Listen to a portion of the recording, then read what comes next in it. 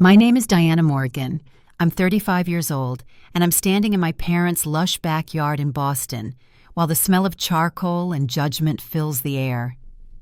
"You're 35, still lost," Mom whispered harshly, champagne sloshing in her glass, as family members pretended not to listen. My sister Abigail, her perfectly glossed lips, curled into a smirk. "I've got an interview with Nexus Solutions tomorrow," she announced proudly, eyes darting to gauge my reaction. I smiled quietly, savoring the secret knowledge only I possessed. Tomorrow she'll walk into that interview and discover I'm the CEO of Nexus. Before I tell you what happened next, let me know where you're watching from in the comments. Hit that subscribe button and stick around to see how my family's perception of failure was about to be completely shattered. Growing up as the Morgan family's different daughter meant constantly swimming against the current of expectations in our upper-middle-class household, nestled in a respectable Boston suburb. From elementary school onward, I questioned the well-worn paths my parents considered non-negotiable. While my sister Abigail excelled at following their blueprint for success with military precision, I found my passions elsewhere. Martha and Robert Morgan, my parents, built their identities around impressive credentials and conventional achievements.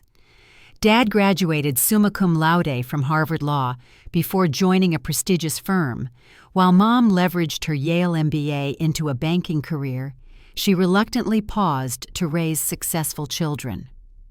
They viewed life as a series of predictable stepping stones: elite college, advanced degree, respected profession, timely marriage, well-behaved children, and a comfortable retirement. This philosophy transformed Abigail into their crowning achievement. She was class valedictorian, a Cornell graduate, and a relentless collector of accolades that adorned our family room walls like trophies of parental victory. Meanwhile, my early entrepreneurial ventures were dismissed as concerning evidence of an unfocused personality. The lemonade stand I expanded into 3 neighborhood locations at age 9, the custom friendship bracelet business that funded my first computer at 12, the website design service I launched for local businesses while still in high school, all were met with the same tired refrain. "Diana has potential. If she would just apply herself properly," became my parents' standard explanation at family gatherings, delivered with tight smiles and furrowed brows. The breaking point arrived during my second year of law school, a path I'd chosen primarily to placate my parents. It was then that I discovered a technological solution to a document processing problem that lawyers had been struggling with for decades. The programming skills I taught myself during late nights after classes suddenly crystallized into a business concept that made my heart race with excitement and possibility. When I announced my decision to leave law school and pursue this vision, my parents didn't just disapprove, they orchestrated a full-scale family intervention. In our living room, with Abigail sitting primly beside them, as the exemplar of good choices, the verdict was delivered. "This is throwing your life away," Dad declared, his voice escalating with each word.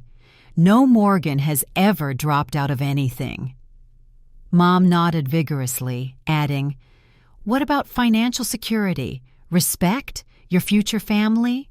Abigail remained silent, but her expression spoke volumes, a mixture of secondhand embarrassment and barely concealed satisfaction at once again being the daughter who wouldn't cause such disappointment. That evening marked the beginning of my gradual separation from family gatherings, holiday celebrations, and Sunday dinners. It wasn't a dramatic declaration, but a natural drift that occurs when fundamental values no longer align. While they expected me to come to my senses within months, I instead poured every waking hour into building Nexus Solutions from nothing. I survived on ramen noodles and determination during those early years, when failure seemed far more likely than success. The distance between us grew proportionally to my company's growth, though they remained unaware of either trajectory. I made a deliberate choice to operate under my mother's maiden name, Winters, professionally. This simple act ensured that casual Google searches of Diana Morgan wouldn't reveal my mounting accomplishments in the tech industry. For 7 years, I constructed a life and company separate from their knowledge or approval, watching from afar as they continued celebrating Abigail's adherence to their prescribed path. Her law school graduation, her engagement to a suitable banker, her purchase of a home in the right neighborhood. The irony wasn't lost on me that while they worried about my ability to support myself, I was quietly building a company valued at over $300 million, employing hundreds of people and revolutionizing legal document processing across the country. Their perception of me remained frozen in time. The disappointing daughter who couldn't follow simple instructions for success. I occasionally caught glimpses of their lives through holiday cards and distant social media connections, noting how Abigail's seemingly perfect trajectory had become their primary source of parental pride and validation. What they couldn't see, what no one in my family could see, was that their lost daughter had actually found exactly what she needed by walking away from their narrow definition of achievement. And now, at this perfectly manicured barbecue, their two worlds were about to collide in the most spectacular way possible.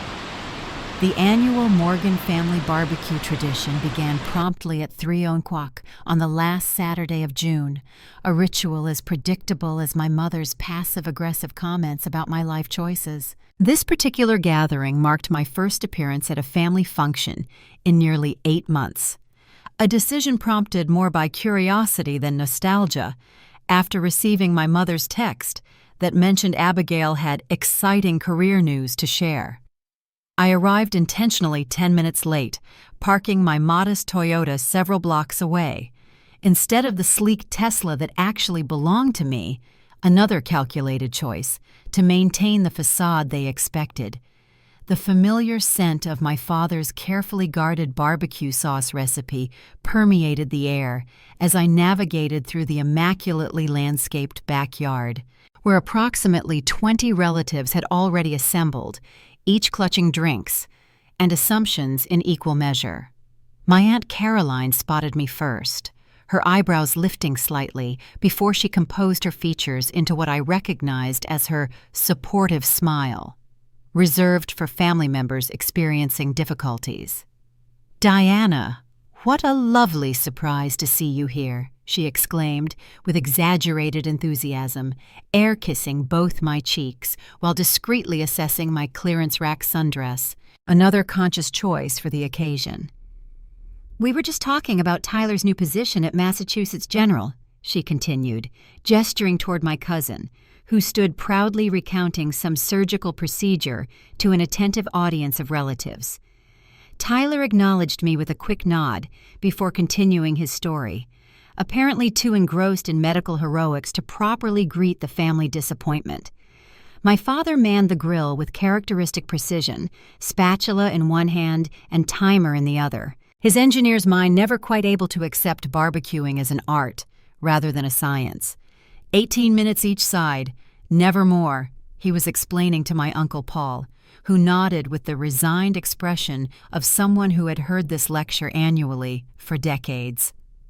Dad's eyes met mine briefly, his greeting a curt, "Diana," accompanied by a tight-lipped attempt at a smile that didn't reach his eyes. Mom emerged from the kitchen, balancing a tray of her signature deviled eggs, her face momentarily registering surprise at my presence, before quickly rearranging itself into hostess mode. "Diana, I wasn't sure you'd make it," she called out, code for, "I assumed you wouldn't bother showing up, as usual." Before I could respond, Uncle James materialized beside me, drink already half empty, and inhibitions lowered accordingly. "So, kiddo, what are you doing with yourself these days? Still figuring things out?" The familiar question hung in the air, like the mosquitoes that inevitably appeared as afternoon transitioned to evening. I offered my standard vague response about working in tech, a truthful yet deliberately understated description that family members typically interpreted as answering phones at a call center or perhaps data entry, if they were feeling generous in their assumptions. "Tech, huh? Good field if you can get established," Uncle James replied, with thinly veiled skepticism, before launching into an unsolicited explanation of how his financial planning business had helped clients retire comfortably for 40 years. The afternoon progressed predictably. Conversations about mortgages, private schools, vacation properties, and retirement portfolios dominated as I drifted between groups, offering non-committal responses when directly addressed, while observing the familiar family dynamics with anthropological detachment. Cousin Jennifer proudly displayed ultrasound images of her third child. Aunt Patricia detailed her recent Mediterranean cruise with meticulous attention to the square footage of her suite. And my father's brother Douglas subtly mentioned the new Mercedes parked in my parents' driveway 3 separate times during appetizers alone. The collective attention shifted dramatically when my mother clinked her glass as everyone gathered around the elaborately arranged dining table on the stone patio. "Before we eat, Abigail has some wonderful news to share," she announced, her voice carrying that distinctive note of maternal pride, reserved exclusively for my sister's achievements. Abigail rose gracefully, her designer sundress and perfectly highlighted hair capturing the golden hour sunlight like a character from a Nancy Meyers film. "I'm thrilled to announce that, after months of networking and preparation, I've secured an interview with Nexus Solutions," she proclaimed, pausing dramatically to allow for appropriate gasps and murmurs. "It's an executive position in their legal department, and according to my contact there, they're very impressed with my background." And the collective family reaction suggested she'd announced a guaranteed Nobel Prize rather than merely an interview.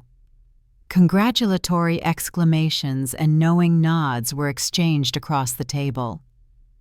"Nexus is absolutely disrupting the entire legal technology sector," my father announced authoritatively, despite having never mentioned the company in my presence before.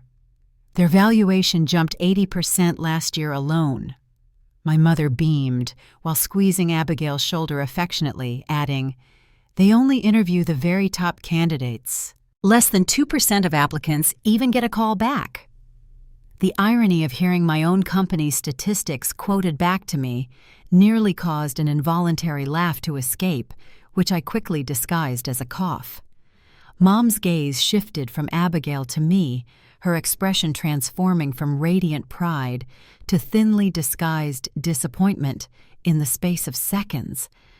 "Why can't you be focused like your sister, Diana?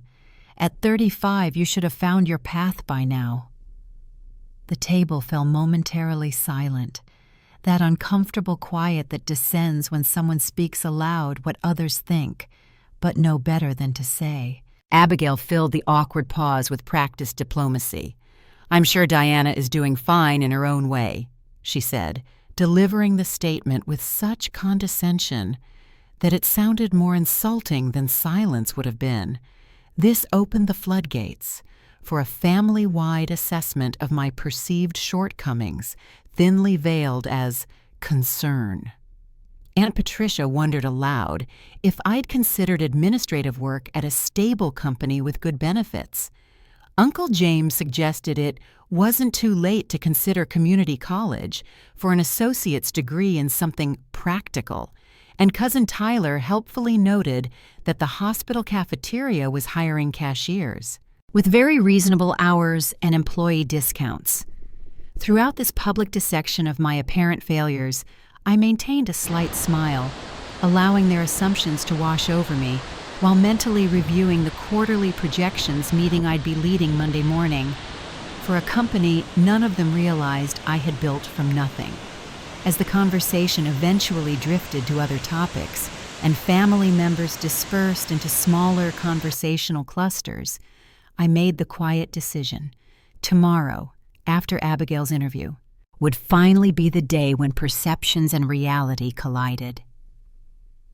The distance between my family's perception and my reality began the day I walked out of law school, carrying nothing but a backpack containing an old laptop and a notebook filled with algorithm sketches.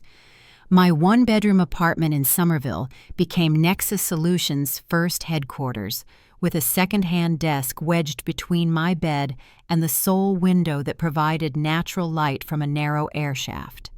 Those early months tested every ounce of conviction I possessed, especially when the first round of potential investors dismissed my business plan with barely concealed patronizing smiles. Interesting concept, but perhaps too ambitious for someone without technical credentials, one venture capitalist commented, while glancing at his watch, clearly having allocated the minimum courtesy time for our meeting.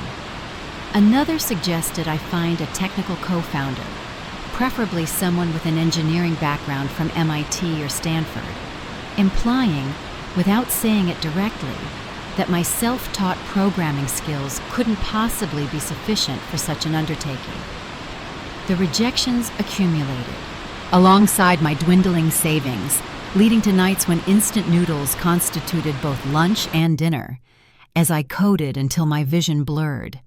The pivotal turning point arrived unexpectedly, through a chance encounter at a small legal tech meetup in Cambridge, where I presented a rudimentary prototype of my document processing system.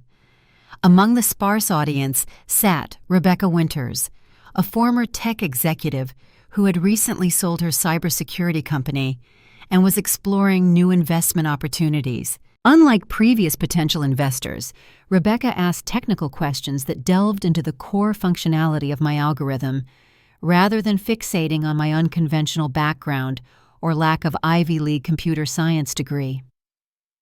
The approach you're taking to natural language processing for legal documents is genuinely innovative, she remarked after my presentation, handing me her business card, with private contact information handwritten on the back.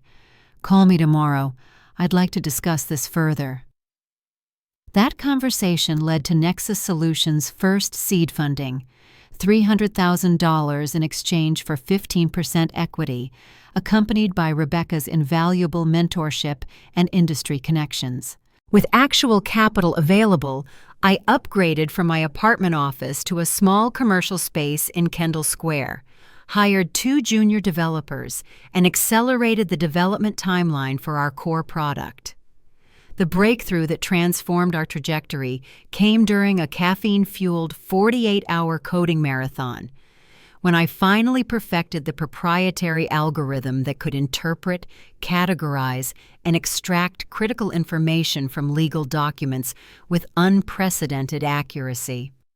The system could analyze thousands of pages of contracts, depositions, and case law in minutes, rather than the days or weeks required by teams of paralegals and junior associates, all while maintaining higher accuracy rates than manual review.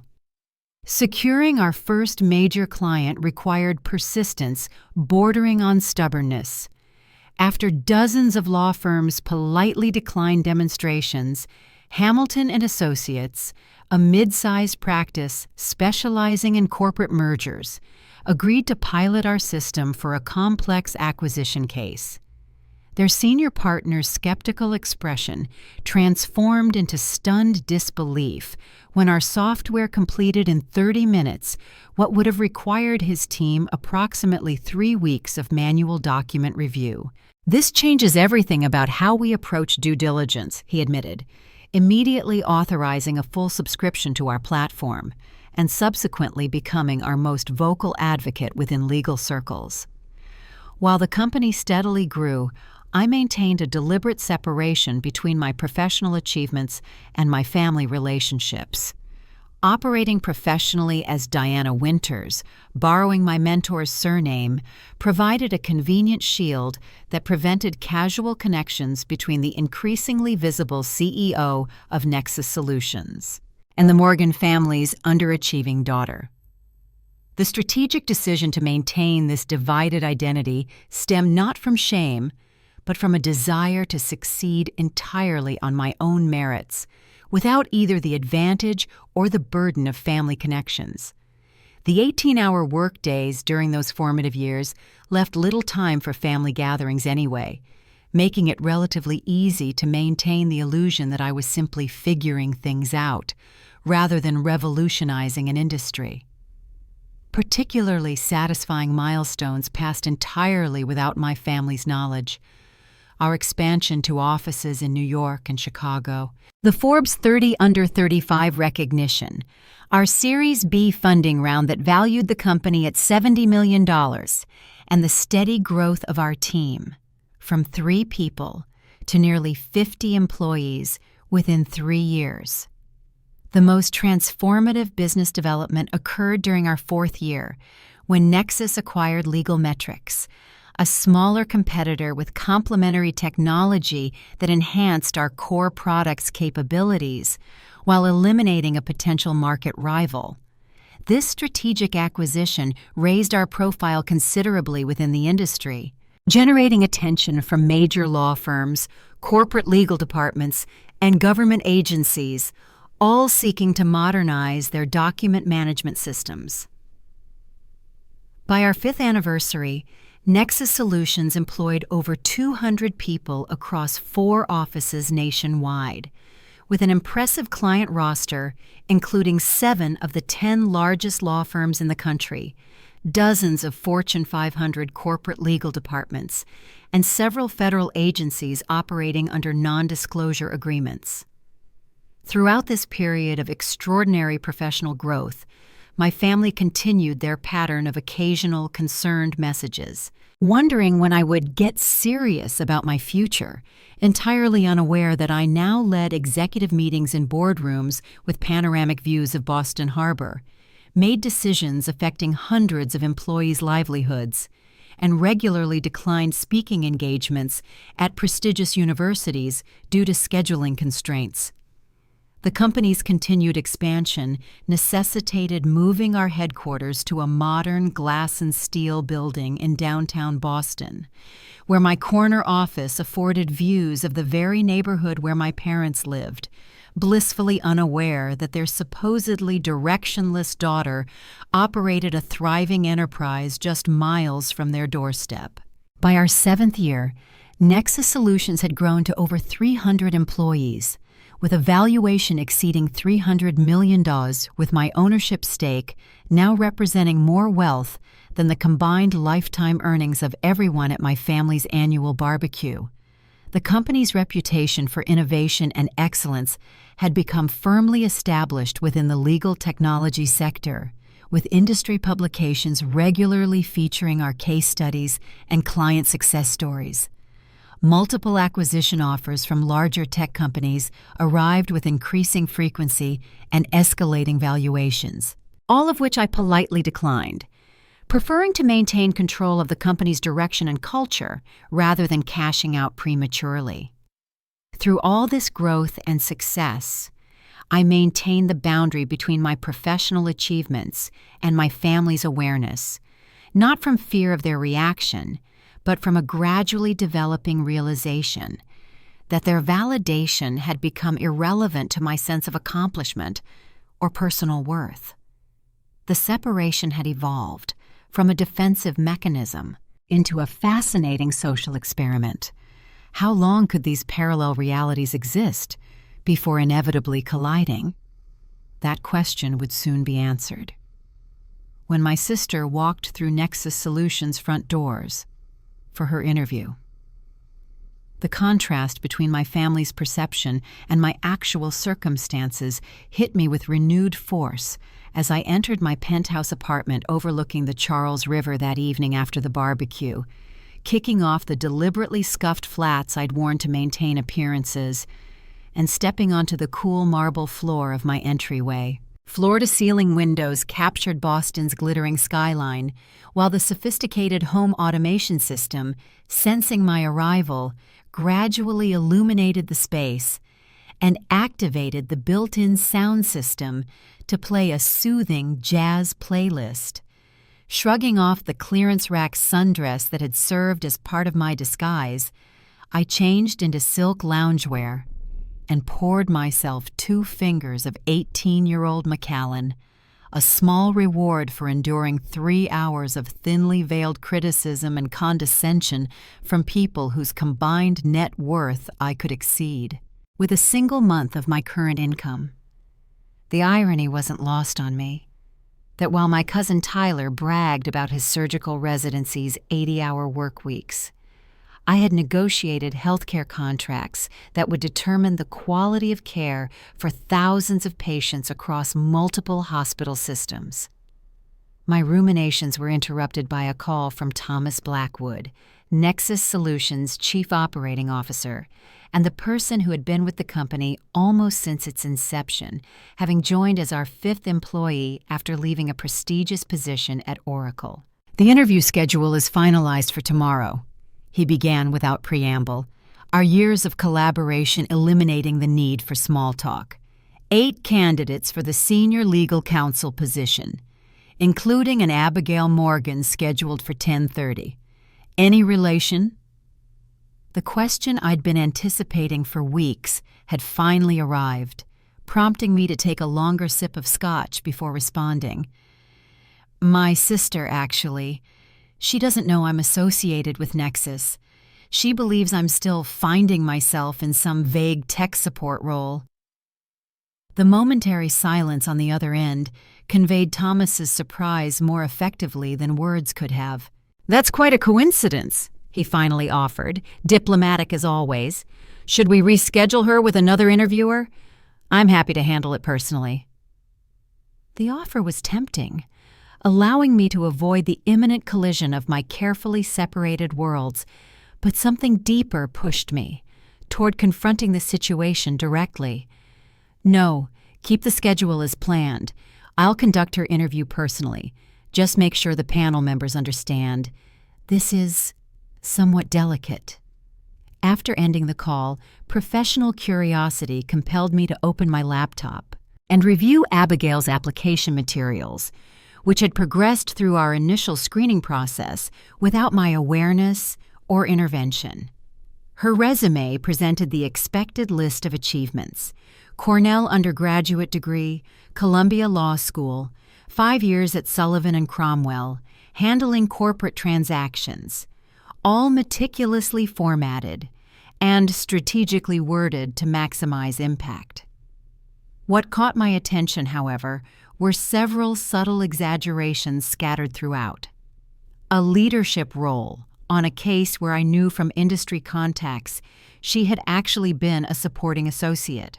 A claim about developing client relationships that appeared inflated, based on the firm's strict hierarchical structure, and most notably, a statement about proficiency with advanced legal technology platforms that seemed dubious, given her frequent comments at family gatherings about preferring traditional legal methods.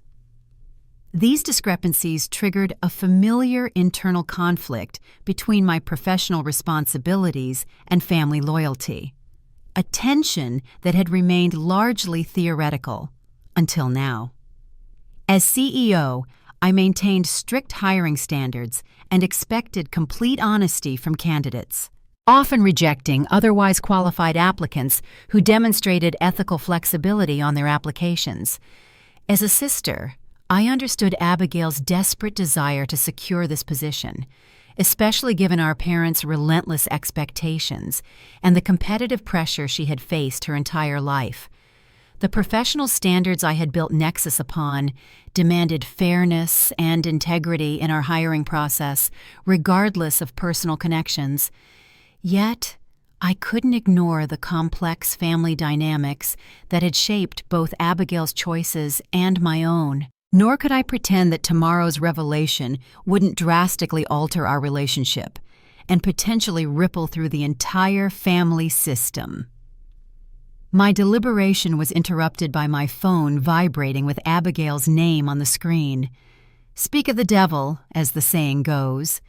Taking a deep breath, I answered with a casual, "Hey, Abby," bracing for whatever prompted this unusual direct contact from my sister, who typically communicated through occasional group texts or holiday greeting cards. "Diana, thank goodness you picked up," she began, her voice carrying that distinctive note of forced cheerfulness that appeared whenever she wanted something. "I know we haven't talked much lately, but I could really use your input on something important."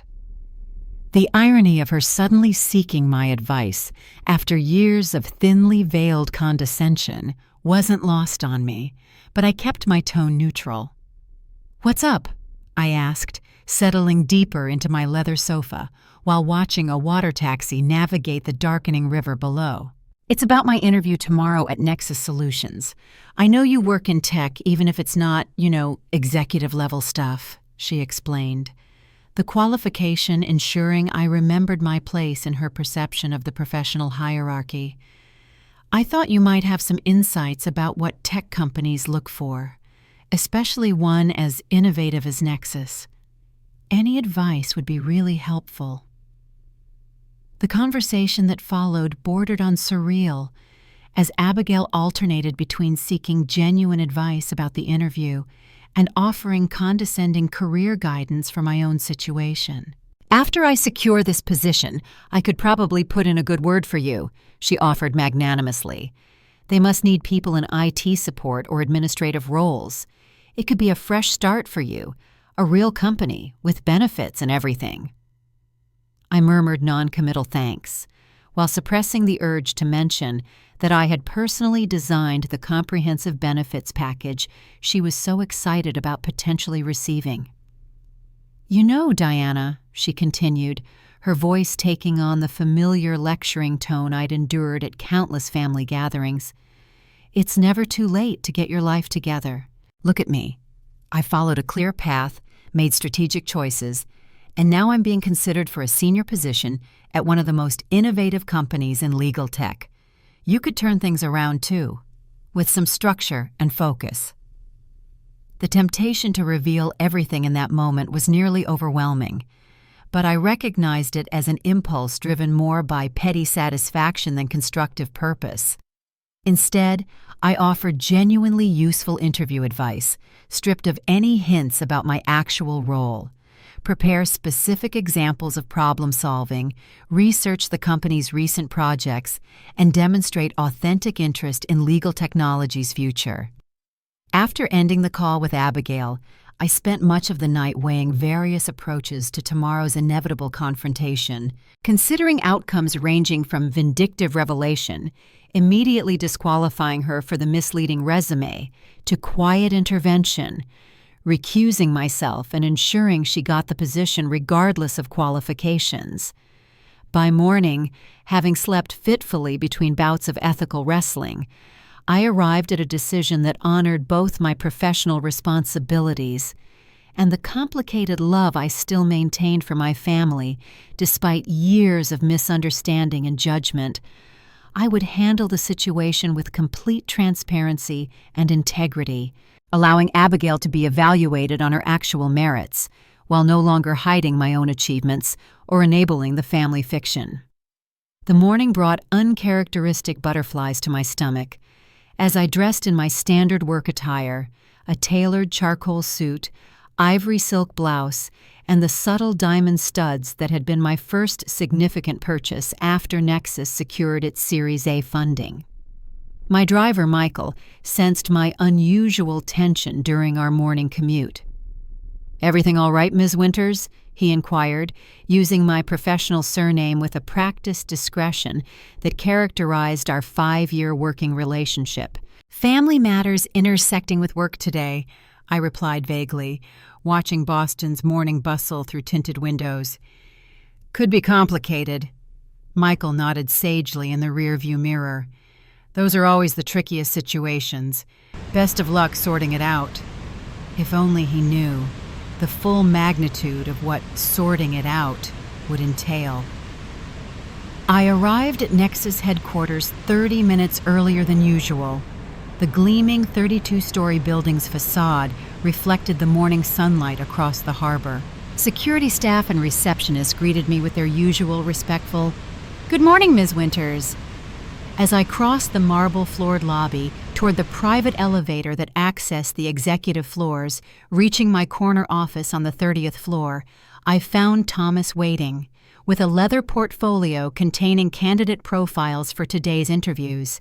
His punctuality reflected the military background he rarely discussed, but that informed his meticulous approach to operations. I've briefed the interview panel about the unusual circumstances with Ms. Morgan, he confirmed, maintaining professional terminology rather than calling her my sister. They understand the sensitivity, but will evaluate her objectively against our standard criteria. Her technical assessment is scheduled before your interview segment. I nodded, appreciative of his discretion, and the panel members he'd assembled.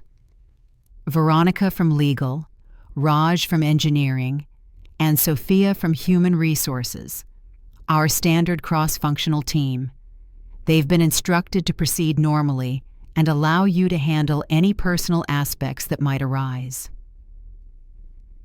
The morning progressed with practiced efficiency as we conducted 3 interviews before Abigail's scheduled appearance, each candidate bringing impressive credentials and thoughtful responses to our standard questioning protocol. During a brief break, I received a text notification that Abigail had checked in with reception downstairs, triggering a fresh wave of anticipation. Through the glass wall of our conference room, I watched the elevator doors open, precisely at 10:25, revealing my sister stepping confidently into the executive floor lobby, dressed in an aggressively formal navy suit that appeared slightly too structured for our company's more contemporary culture. The receptionist directed her to the waiting area with a gesture that unintentionally pointed in my direction, causing Abigail's gaze to sweep across the glass-walled conference room where I stood reviewing notes. Her eyes passed over me initially, then snapped back with comic double-take precision, her practiced interview smile faltering momentarily before reasserting itself with visible effort. The mixture of confusion and disbelief that transformed her features confirmed she hadn't simply failed to mention knowing about my role. She was genuinely encountering this information for the first time. I maintained neutral professionalism as I approached the reception area, extending my hand formally. Ms. Morgan, thank you for coming in today.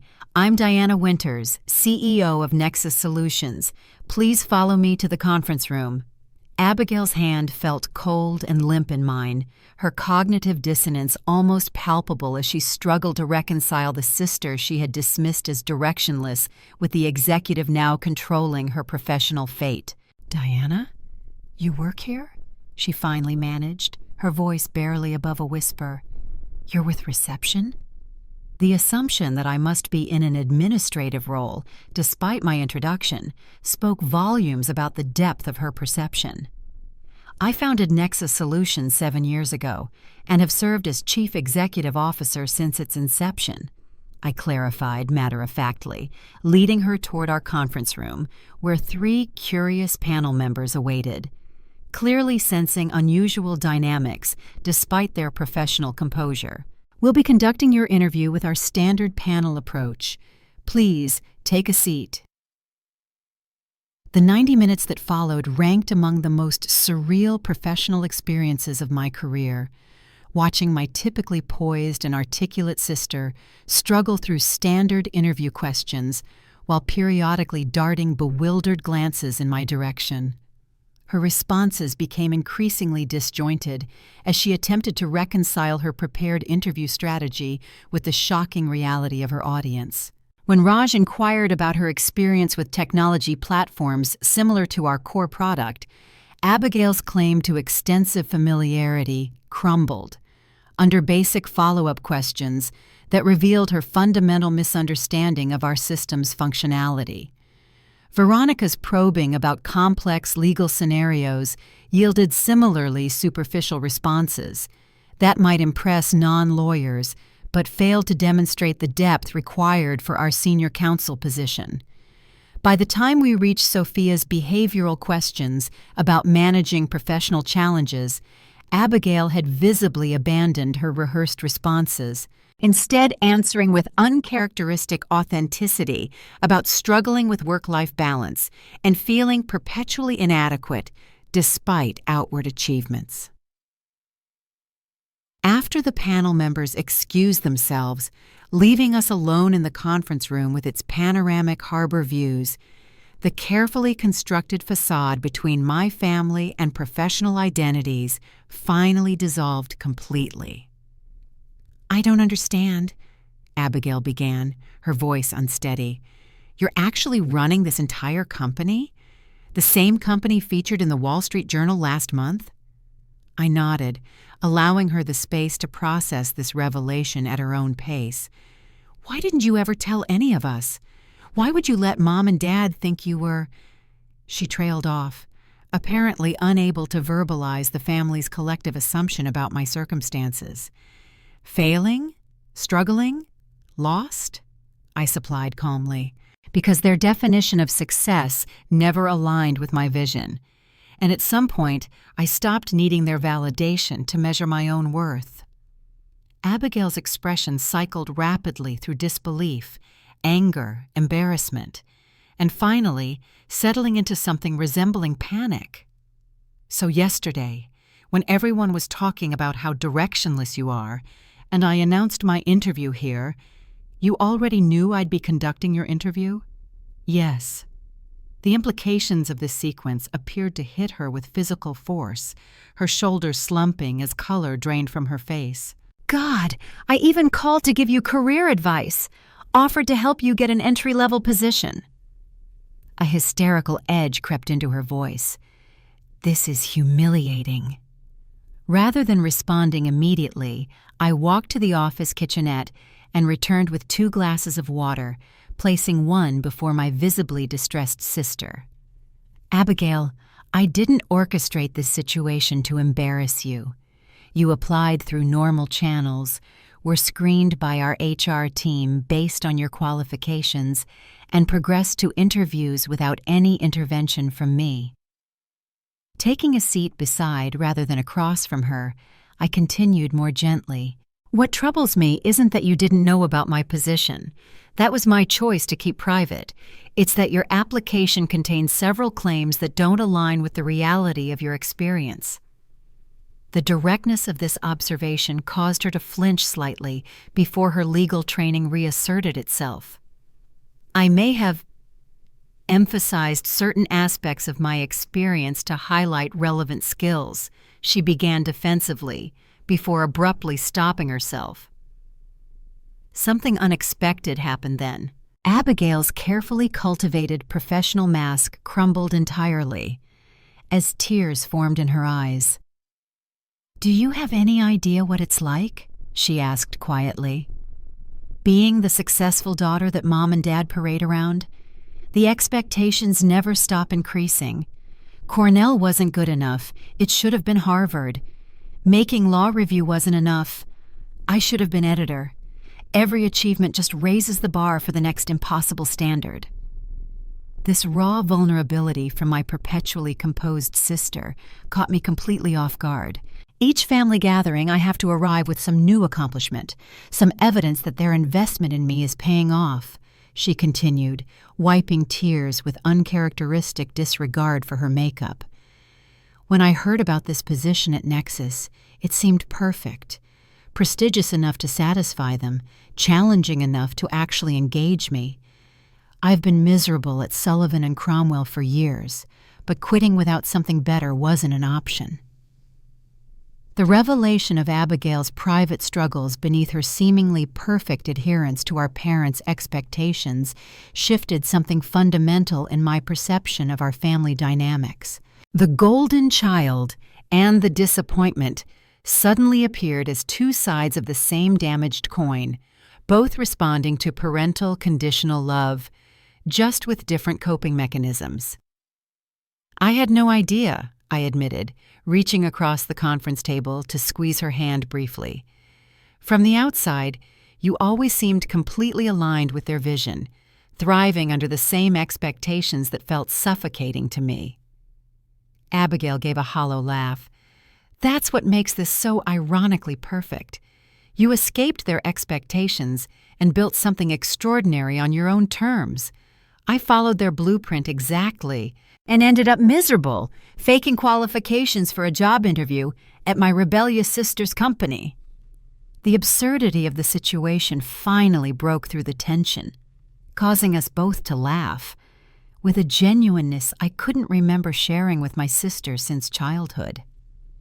As our conversation shifted toward more honest territory than we'd explored in decades, the superficial sibling rivalry imposed by parental expectations began dissolving, replaced by a tentative recognition of shared experiences, viewed through different lenses. The emergency family dinner, orchestrated by Abigail that evening, brought me back to my parents' colonial-style home in Beacon Hill for the second time in 48 hours, a frequency unprecedented in recent years.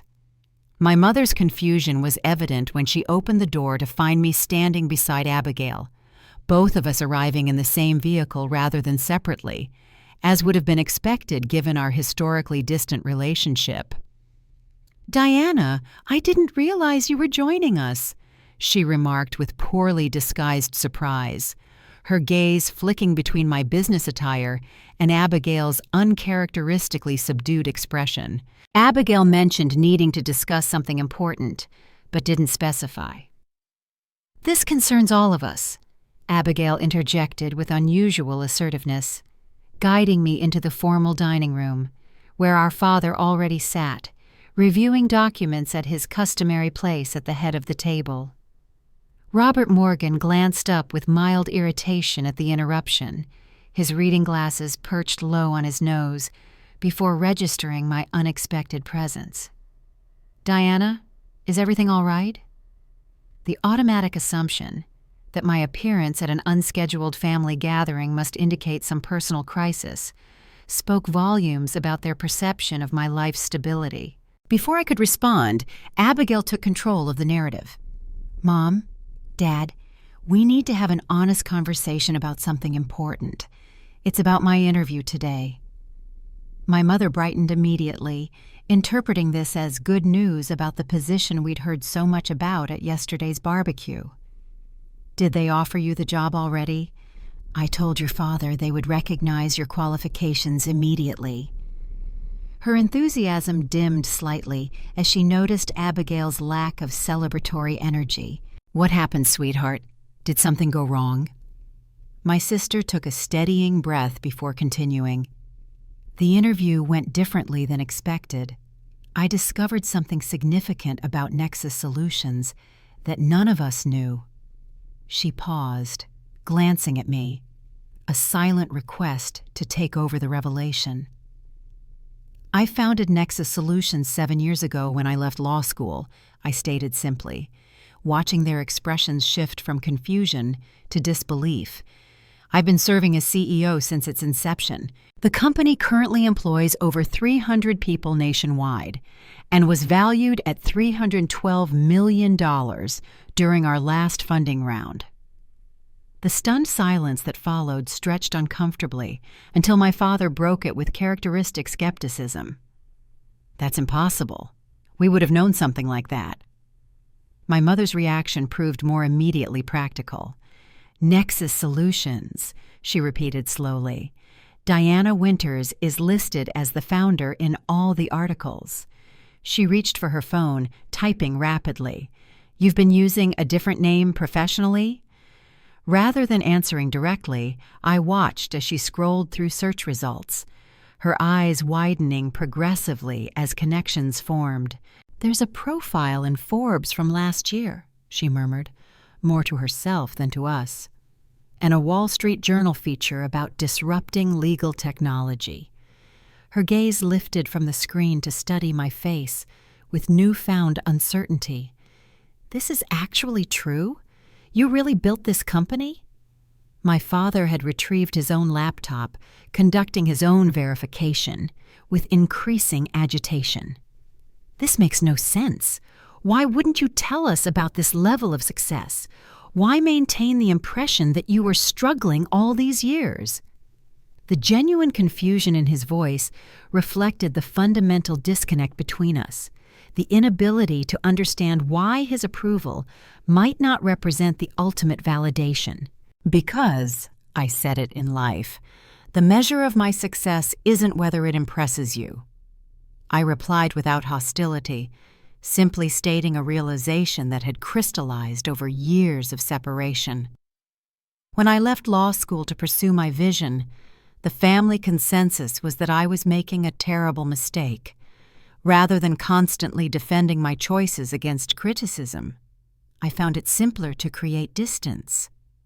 My mother's expression had transformed from disbelief to something more complex, a mixture of pride, confusion, and perhaps a tinge of regret. "But you've achieved extraordinary success by any standard. Why wouldn't you want us to know about that?" The question revealed the depth of her inability to separate achievement from familial approval, success from external validation. "Because it was never about the achievement itself for you," I explained gently. "It was about adherence to your prescribed path. If I'd become wealthy through conventional means, partner at a prestigious firm, marrying into money, even winning the lottery, you would have considered that success. Building something unconventional from scratch didn't fit the narrative you valued." While my mother processed this perspective with visible difficulty, Abigail redirected the conversation toward her own revelation. "There's more to discuss about today. My interview performance was not what I had hoped. I've been so focused on maintaining the appearance of professional satisfaction and achievement that I've neglected developing genuine expertise or passion for my work. This unprecedented admission of vulnerability from the family's golden child shifted attention away from my revelation, causing both parents to focus on Abigail with concerned expressions. "What are you saying, sweetheart?" our mother asked cautiously. "Are you unhappy at Sullivan and Cromwell?" The dam of pretense finally broke, as Abigail revealed years of accumulated dissatisfaction with her carefully curated life choices. "I've been miserable for years," she confessed, her voice cracking slightly. "I never wanted to practice corporate law. I chose it because it seemed impressive and would make you both proud. Every decision I've made since college has been calculated to earn your approval rather than pursue what actually interests me." Our father's reaction revealed volumes about the family dynamics that had shaped both our trajectories. His first instinct was defensive anger. "We've only wanted what's best for both of you," he insisted, his voice rising. "Everything we've done was to ensure you had every advantage, every opportunity." My mother nodded vigorously in agreement, adding, "We pushed because we believed in your potential. How is that wrong?" The familiar pattern of parental defensiveness, followed by justification, threatened to derail the honest conversation until I interjected with quiet firmness. "The issue isn't that you wanted us to succeed. It's that you defined success so narrowly that it left no room for our own definitions or authentic interests." This observation landed with unexpected impact, creating a momentary silence as they appeared to genuinely consider the perspective. The conversation that followed unfolded with several hours of increasingly honest exchanges about expectations, conditional approval, and the damage of measuring love through achievement. My father eventually lapsed into uncharacteristic quietness, his typical authoritative certainty replaced by reflective listening, as both his daughters revealed perspectives he had never considered. My mother alternated between defensive justifications and moments of genuine insight about her role in creating the dynamics that had fractured our family connections. By the time dessert was served, largely untouched as emotional appetites overshadowed physical ones, I had established clear boundaries for future family interactions. "I'm willing to rebuild our relationship, but only on terms that respect my autonomy and life choices. Conditional approval isn't something I'm interested in earning anymore. This declaration, delivered without anger but with firm conviction, marked a fundamental shift in our family power dynamic.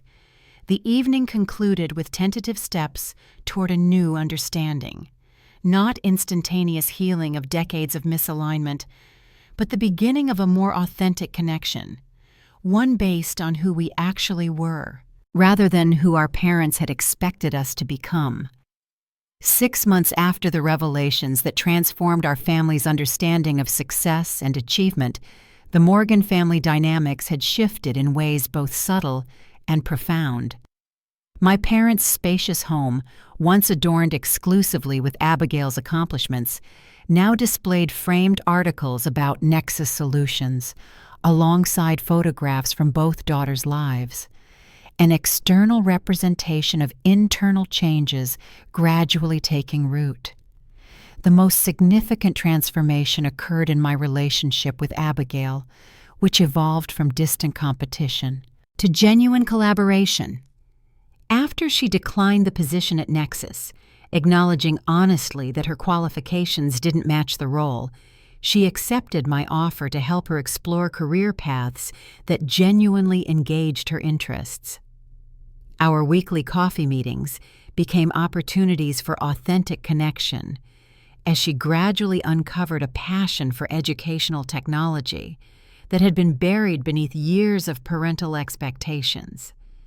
I've spent so much time trying to win a game I never actually wanted to play, she confided during one such meeting, stirring her latte thoughtfully. Watching you present to your executive team last week was eye-opening, not because of your position or the company's success, but because of how genuinely excited you are about the work itself. This observation captured perfectly the fundamental shift in perspective she was experiencing. I established healthier boundaries with our parents, while simultaneously building more authentic connections, no longer avoiding family gatherings, but approaching them with clear limits on certain topics and certain behaviors. When my mother slipped into old patterns, comparing my single status to Abigail's relationship, 35 is getting up there, Diana, and you're such a catch now with your company, I responded with calm directness. Mom, we discussed how comparing your daughters doesn't foster healthy relationships. I'm happy with my life exactly as it is. These gentle but consistent corrections gradually modified behaviors that had seemed immutable for decades. My father's adjustment proved surprisingly substantial. Once his initial defensiveness subsided, his engineer's mind approached our strained relationship as a problem to be solved. He began reading books on parental expectations, even attended a workshop on family dynamics, efforts that would have been unimaginable mere months earlier. I've been thinking about what you said regarding conditional love, he acknowledged during a private conversation in his study. It wasn't intentional, but I see now how our focus on achievements might have communicated that our approval was performance-based. This humble acknowledgement, clearly difficult for a man accustomed to certainty, opened pathways for healing that decades of argument never could. The professional consequences of our family revelations proved equally transformative. Abigail, liberated from the pressure to maintain appearances of corporate law happiness, discovered genuine enthusiasm for developing educational platforms, tools that made legal concepts accessible to underserved communities. Her legal background, combined with newly developed technical knowledge acquired through courses I helped her identify, positioned her uniquely in an emerging field that engaged both her analytical mind and previously unexpressed creativity. Watching her excitement grow as she developed her first prototype educational game for high school students interested in law provided a satisfaction entirely different from my business achievements, the joy of witnessing authentic passion replace performative success. My own professional trajectory expanded to include establishing a scholarship fund for unconventional entrepreneurs, especially those pursuing non-traditional paths, without family support or connections. The Diana Morgan Fellowship, using my birth name professionally for the first time, provided funding, mentorship, and networking opportunities for 10 promising innovators annually, with selection criteria emphasizing authentic vision and determination rather than prestigious credentials. Explaining this initiative during a rare joint interview with Abigail for a business publication, I shared the philosophy underlying both the fellowship and my revised approach to family relationships. Traditional metrics of success often miss the most innovative potential. The people who change industries are frequently those who question established patterns rather than perfectly following them. The healing process included professional family therapy sessions, structured spaces for addressing decades of accumulated misunderstandings and hurt feelings. These conversations were often uncomfortable. Buried resentment surfaced, but the skilled therapist helped us navigate toward understanding, not blame. During one particularly significant session, my mother articulated a breakthrough realization. I pushed both of you toward paths I considered secure because I grew up with such financial instability, she explained, her voice thick with emotion. My father lost everything in a business failure when I was 12. We went from comfortable to barely surviving overnight. I swore my children would never experience that fear. This contextualizing of her controlling behavior didn't excuse past wounds, but it offered compassion for their origins. The first family gathering after 6 months of this intensive healing work was a smaller, more intimate dinner, not the performance-oriented barbecue that had once triggered our confrontation. And it showed how far we had come. Conversations flowed toward genuine interest, not achievement accounting. Questions about fulfillment and passion replaced interrogations about promotions and credentials. When my Uncle James began his usual inquiry about career advancements, my father surprised everyone. Intercepting gracefully, "James, we're focusing less on professional scorecards these days and more on genuine interests. Diana was just describing a fascinating new application of her company's technology in immigration law." This simple redirection represented months of internal work and shifting priorities. My mother's evolution, perhaps most poignantly, manifested in a private conversation on her garden terrace as autumn leaves drifted around us. "I owe you an apology. That's long overdue," she began, uncharacteristic vulnerability in her voice. "I measured your worth by standards that fail to recognize your unique gifts. What you've built isn't just impressive because it's successful. It's extraordinary because it represents authentic vision and perseverance. I'm sorry, it took me so long to see that." The acknowledgement brought tears to my eyes, as decades of seeking maternal validation dissolved into something more meaningful, mutual respect. By the following summer, when another family barbecue approached, the contrast with the previous year couldn't have been more pronounced. Rather than arriving with dread and emotional armor, I looked forward to genuine connections with relatives who now asked about passion projects, not relationship status or arbitrary achievements. Abigail and I arrived together, both successful by different measures, but more importantly, both pursuing paths aligned with our authentic interests, not external expectations.